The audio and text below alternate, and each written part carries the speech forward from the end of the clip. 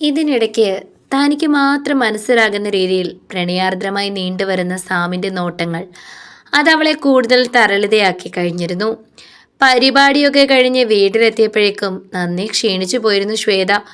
അവിടെയും ബന്ധുക്കളുടെ തിരക്കുണ്ടായിരുന്നു. ശ്വേതയ്ക്ക് വന്നു ചേർന്ന ജീവിതത്തിൽ ഏറ്റവും കൂടുതൽ വേദന സാലിയുടെ സഹോദരന്റെ ഭാര്യയ്ക്ക് തന്നെയായിരുന്നു. അവർ അത് പലപ്പോഴും പ്രകടിപ്പിക്കുകയും ചെയ്തിരുന്നു. എന്താണെങ്കിലും ഒരു കുറവും വരാതെ എല്ലാ കാര്യങ്ങളും ഭംഗിയായിട്ട് നടന്നു. നമ്മൾ അവരുടെ നിലയ്ക്കും വിലയ്ക്കും ഒത്ത രീതിയിൽ തന്നെയാ നിശ്ചയം നടത്തിയത്, അല്ലെന്നാരും പറയത്തില്ല. വല്യമ്മച്ചി അഭിമാനത്തോടെ സാലിയുടെ മുഖത്തേക്ക് നോക്കി പറഞ്ഞു. അത് ശരിയാ, വന്നവർക്കെല്ലാം ഭക്ഷണമൊക്കെ ഒത്തിരി ഇഷ്ടപ്പെട്ടെന്നാ പറഞ്ഞത്. ഒത്തിരി ഒന്നും ബാക്കിയുണ്ടായിരുന്നില്ല, സാലി പറഞ്ഞു. എല്ലാം എൻ്റെ കൊച്ചു പഠിച്ച് നല്ലൊരു ജോലി മേടിച്ചത് കൊണ്ടാണ് നടന്നത്. ഇല്ലായിരുന്നെങ്കിൽ നമ്മൾ ഇപ്പോഴും കണ്ടവരുടെ വീട്ടിൽ പാത്രവും കഴുകി ജീവിക്കേണ്ടി വന്നേനെ. വല്യമ്മച്ചി അതുകൂടി പറഞ്ഞതോടെ ആൻറ്റിയുടെ ദേഷ്യം അധികരിക്കുകയാണ് ചെയ്തത്. എന്തൊക്കെ പറഞ്ഞാലും സ്വന്തം നാട്ടിൽ കെട്ടിച്ചു വിടുന്നത് അത്ര നല്ല കാര്യമൊന്നുമല്ല. പെൺപിള്ളേരെ കുറച്ച് ദൂരെ തന്നെ വേണം വിടാൻ. ഇല്ലെങ്കിൽ പിന്നെ എപ്പോഴും ഇങ്ങനെ സ്വന്തം വീട്ടിലോട്ട് ഓടി വരത്തില്ലേ? മാത്രമല്ല, പിന്നെ എല്ലാം നല്ലതായിരുന്നെങ്കിലും അവസാനം കൂട്ടുകാരും എല്ലാവരും കൂടി വന്നപ്പോൾ ഒരു തുള്ളാട്ടം ഉണ്ടായിരുന്നല്ലോ, അത് വേണ്ടിയിരുന്നില്ല. എല്ലാവരും നോക്കുന്നത് കണ്ടു. ഇവൾക്കെങ്കിലും ഒരു ബോധം വേണ്ടേ? ഇവളുടെ കല്യാണ നിശ്ചയമായിരുന്നു നടന്നതെന്ന്. എന്തെങ്കിലും ഒരു കുറ്റം കണ്ടുപിടിക്കണമെന്ന ഉദ്ദേശത്തോടെ ആൻറ്റി അത് പറഞ്ഞപ്പോൾ ശ്വേത ചിരിച്ച് കാണിക്കുകയാണ് ചെയ്തത്. അതിനുശേഷം ആൻറ്റിയുടെ അരികിലേക്ക് വന്നു പറഞ്ഞു. ആൻറ്റി, എൻ്റെ ജീവിതത്തിൽ ഒരിക്കൽ മാത്രം ഉണ്ടാവുന്ന ഒരു ദിവസമാണിത്. അന്നത്തെ ദിവസം സന്തോഷത്തോടെ ഇരിക്കേണ്ടത് എൻ്റെ ആവശ്യമാണ്.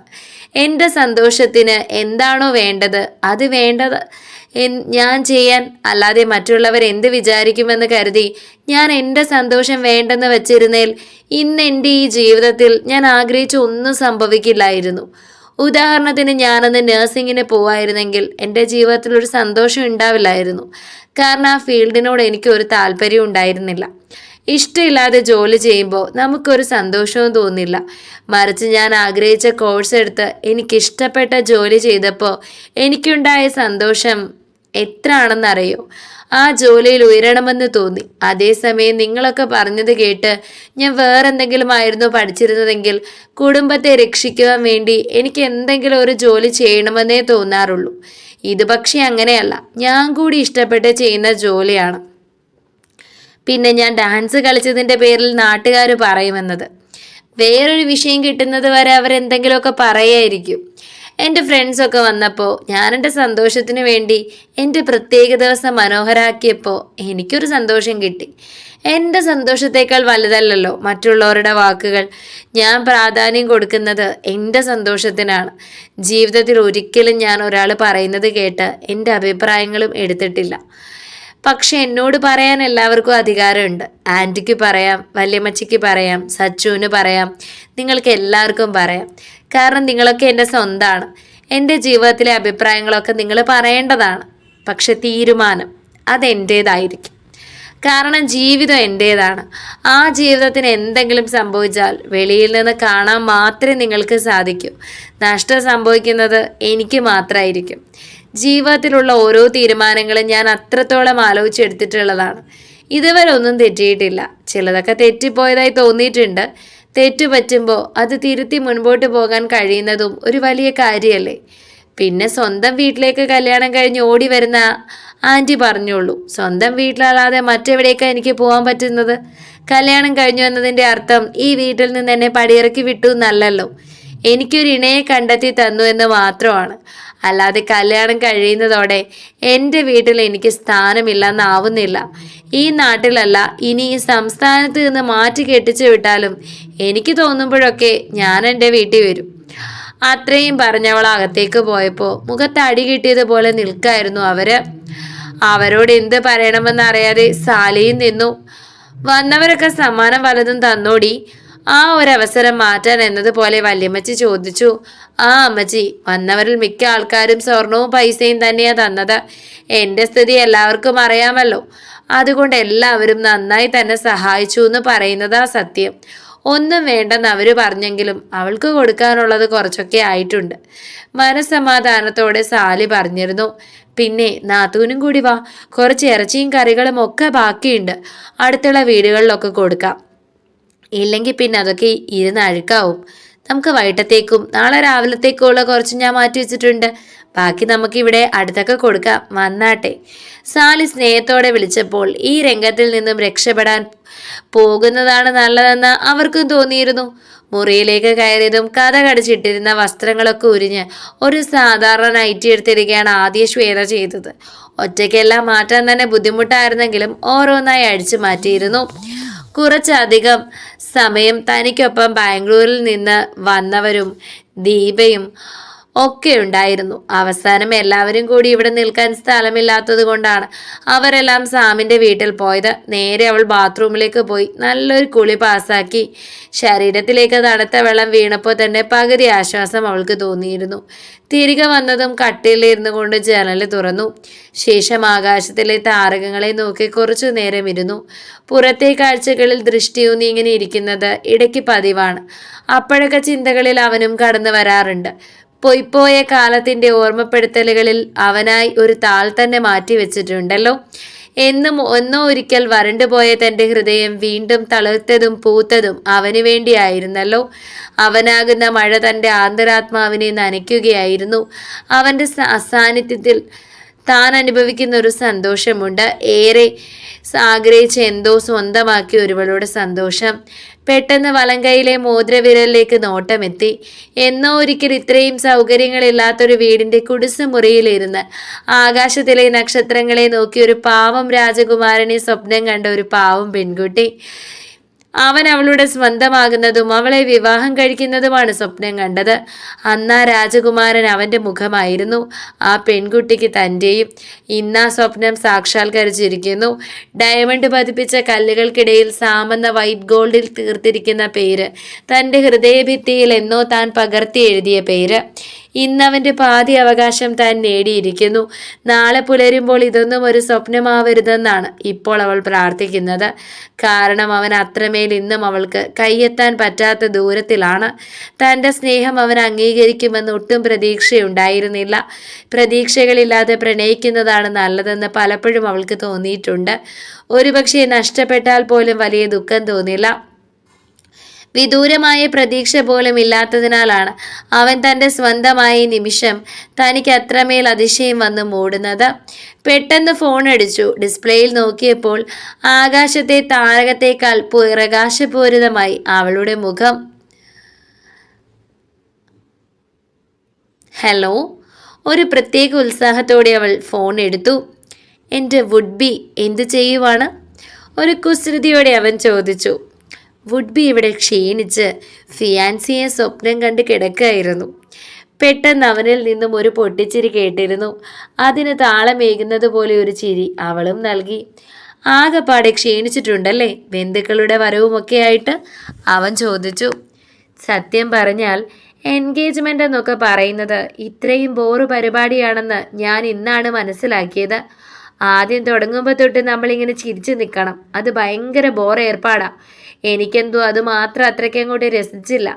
പിന്നെ ഫോട്ടോഗ്രാഫറുമായിട്ടുള്ള യുദ്ധം. വിശന്നാൽ പോലും ഒന്ന് ഫുഡ് കഴിക്കാൻ പറ്റാതെ ആകെപ്പാടെ ഒരു അറുബോറ് പരിപാടിയാണ്. നമുക്ക് വല്ല രജിസ്റ്റർ മാരേജും മതിയായിരുന്നു. അതായിരുന്നെങ്കിൽ പെട്ടെന്ന് കാര്യം കഴിഞ്ഞേനെ. ശ്വേത പറഞ്ഞു. അതൊക്കെ ശരിയാ, പക്ഷെ പിന്നീട് ആലോചിക്കുമ്പോൾ ഇതൊക്കെ ഒരു സന്തോഷമല്ലേ? നമ്മുടെ ജീവിതത്തിൽ ഒരിക്കൽ മാത്രം നടക്കുന്ന ഒന്നല്ലേ ഇതൊക്കെ? അപ്പോൾ പിൽക്കാലത്ത് ഓർമ്മിച്ച് ചിരിക്കാൻ എന്തെങ്കിലുമൊക്കെ മെമ്മറീസ് വേണ്ടേ? അതിനിത്തരത്തിലുള്ള ചെറിയ ബുദ്ധിമുട്ടുകളൊക്കെ നല്ലത് തന്നെയാണ്. ഓഹോ, അതൊക്കെ പോട്ടെ. അവിടുത്തെ തിരക്കൊക്കെ മാറിയോ? എല്ലാവരും എവിടെ? തിരക്ക് മാറാനോ? ഇവിടെ ആഘോഷമൊക്കെ തുടങ്ങുന്നതേ ഉള്ളൂ. പപ്പയുടെയും മമ്മിയുടെയും ഒക്കെ ബന്ധുക്കളുണ്ട്. എല്ലാവരും കൂടി വലിയ തകർപ്പാണ് ഇവിടെ. പിന്നെ നമ്മുടെ ഫ്രണ്ട്സ്, എൻ്റെ കുറച്ച് ഫ്രണ്ട്സ്, അളിയൻ്റെ കുറച്ച് ഫ്രണ്ട്സ്, ശ്വേതയുടെ വീട്ടിൽ നിന്നും കുറച്ച് റിലേറ്റീവ്സ്, എല്ലാവരും കൂടി നല്ല വൈബാണ്.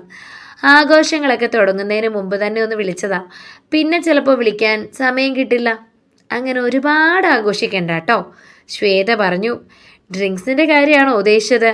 എങ്കിൽ അതിന് എനിക്കൊരു പരിധിയുണ്ട്. അതിൽ കൂടുതൽ ഒരിക്കലും പോകാറില്ല. ആയിക്കോട്ടെ, ഞാനൊരു കുളിയൊക്കെ കഴിഞ്ഞ് ഇവിടെ ഇരിക്കുകയായിരുന്നു. ഇനിയിപ്പോൾ മറ്റു ശല്യങ്ങളൊന്നും ഇല്ലാത്തതുകൊണ്ട് സുഖമായി കിടന്നുറങ്ങും. ഈ മറ്റു ശല്യങ്ങളെന്ന് ഉദ്ദേശിച്ചത് എൻ്റെ ഫോൺ വിളിയാണോ? ഒരു ചിരിയോടെ അവൻ ചോദിച്ചമെങ്കിൽ അവളും ഒന്ന് പൊട്ടിച്ചിരിച്ചു. വേണമെങ്കിൽ ചില സാഹചര്യങ്ങളിൽ എന്ന് പറയാം. ഇങ്ങനെ ക്ഷീണിച്ചൊക്കെ കിടക്കുമ്പോൾ. ക്ഷീണമൊക്കെ ഇനിയല്ലേ, കല്യാണം കഴിയുമ്പോൾ ക്ഷീണം കുറച്ചൊക്കെ കൂടും. അതുകൊണ്ട് കല്യാണത്തിന് മുമ്പ് വല്ല ബോൺവിറ്റയോ ഹോർലിക്സോ ഒക്കെ കഴിച്ച് എൻ്റെ മോള് നന്നായിട്ട് ഹെൽത്തി ആവാൻ നോക്ക. ഒരു കുസൃതിയോടെ അവൻ പറഞ്ഞു. ആ വാക്കുകളിലെ ദ്വയാർത്ഥം എനിക്ക് മനസ്സിലായി. എന്തേ, മോശമായി പോയോ? അവൻ കുറ്റബോധത്തോട് ചോദിച്ചു. ഇനി നമ്മുടെ ലൈഫിൽ ഇതൊക്കെ ഉള്ളതല്ലേ, അതുകൊണ്ട് പെട്ടെന്ന് എന്തെങ്കിലും പറയുകയോ ചെയ്യുകയോ ചെയ്താൽ എനിക്കൊരു ചടപ്പ് വേണ്ടെന്ന് വിചാരിച്ചാണ് ഒരു തുടക്കം വിട്ടു വയ്ക്കുന്നത്.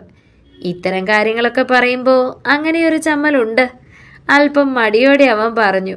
ഓഹോ, എന്നിട്ട് കാണുമ്പോഴും ചില പ്രവർത്തികൾ ഓർക്കുമ്പോഴും ഒന്നും അങ്ങനെ തോന്നാറില്ലല്ലോ?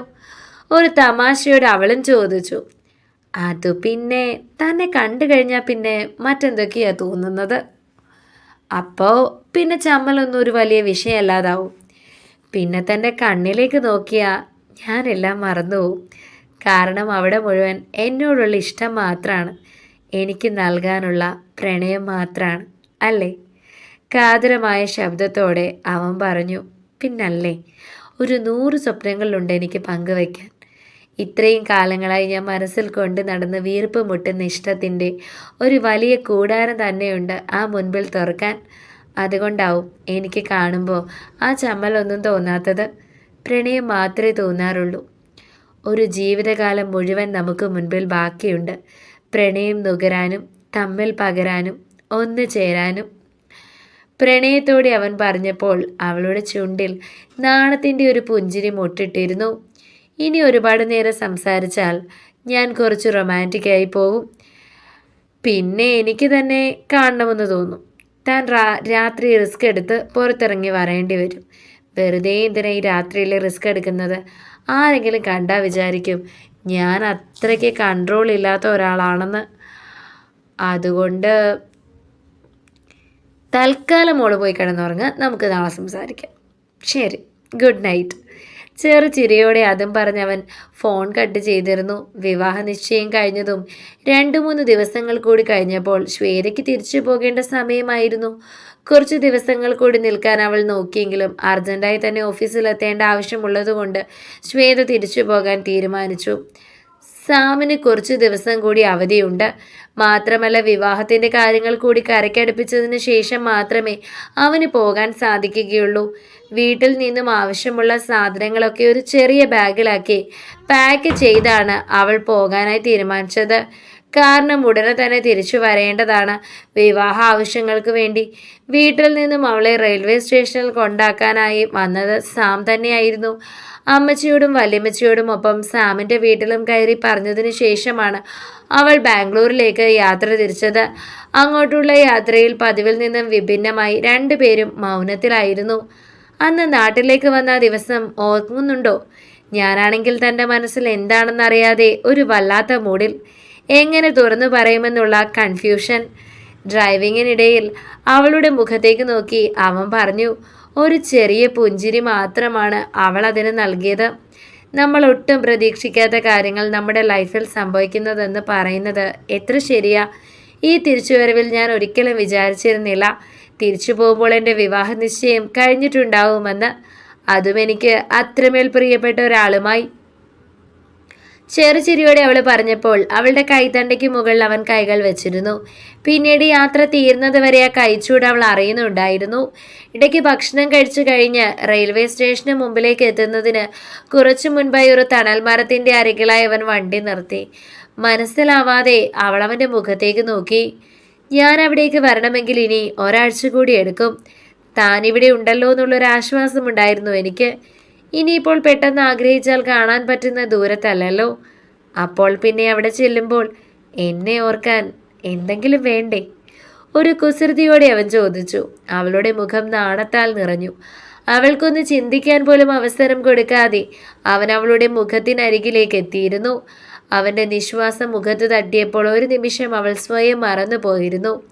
ഏറെ പ്രണയത്തോടെ അവൻ്റെ മുഖത്തേക്ക് അവൾ നോക്കിയപ്പോൾ ആ നോട്ടം പോലും അവനിലെ പുരുഷനെ ഉന്മാദരാക്കി കളഞ്ഞു.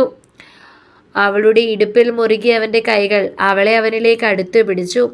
അധരങ്ങൾക്ക് നേരെ വരുന്ന അവൻ്റെ ചുണ്ടുകളെ സ്വീകരിക്കാൻ അവൾ തയ്യാറായി നിൽക്കുമ്പോൾ അവളെ പോലും അമ്പരപ്പിച്ചുകൊണ്ട് അധരങ്ങൾ അവൻ സ്വന്തമാക്കി. കണ്ണുകൾ അടച്ച് അവളുടെ മുടിയിഴകളെ തഴുകി ഒരു പൂവിൽ നിന്നും ചിത്രശലഭം തേൻ നുകരുന്നത് പോലെ ഏറെ മൃദുലമായി അവളുടെ ചുണ്ടുകളെ അവൻ നുകരുകയായിരുന്നു. ഏറെ പ്രണയത്തോടെ. ആദ്യമായി തന്നിൽ പുതുവികാരങ്ങൾ സ്ഥാനം പിടിക്കുന്നത് ശ്വേതയും അറിഞ്ഞു. തുടരും. അടുത്ത ഭാഗങ്ങൾക്ക് വേണ്ടി ചാനൽ സബ്സ്ക്രൈബ് ചെയ്യാൻ മറക്കല്ലേ.